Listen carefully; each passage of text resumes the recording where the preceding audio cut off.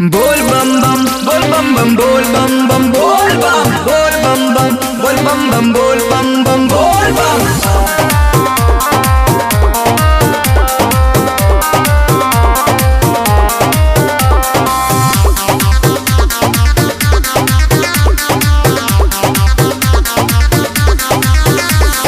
चढ़ल बाटे जहिया से सावन के महीना, देवघर के शिव मन लागेला कहिना। देवघर के शिव मन लागेला हो। चढ़ल बाटे जहिया से सावन के महीना, देवघर के शिव मन लागेला कहिना। तो गाड़ी धके दिल्ली से पिया जगरवा, जाइब साथे जाइब साथे जाइब साथे बलम देवघरवा, जाइब साथे जाइब साथे जाइब साथे बलम देवघरवा। बोल बम बम बोल बम बम बोल बम बम बोल बम बोल बम बम बोल बम बम बोल बम बम बोल बम।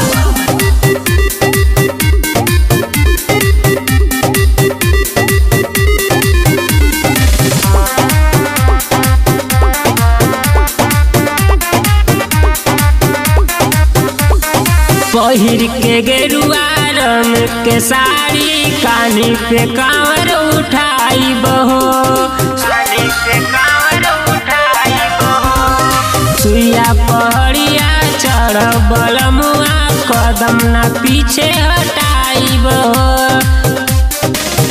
शिव के नाम ले तनिको ना लागी डरवा, जाइब साथे जाइब साथे जाइब साथे बलम देवघरवा, जाइब साथे जाइब साथे जाइब साथे बलम देवघरवा।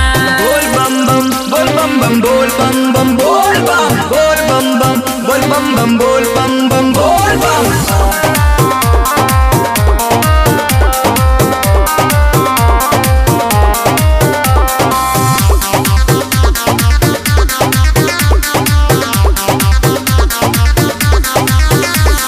देवघर नगरिया पहुँचे के रजऊ, भोला के अपने मनाई बहो, भोला के अपने मनाई बहो। बांग धतूरा ले ले लुटूरा, भोला के अपने चढ़ाई बहो।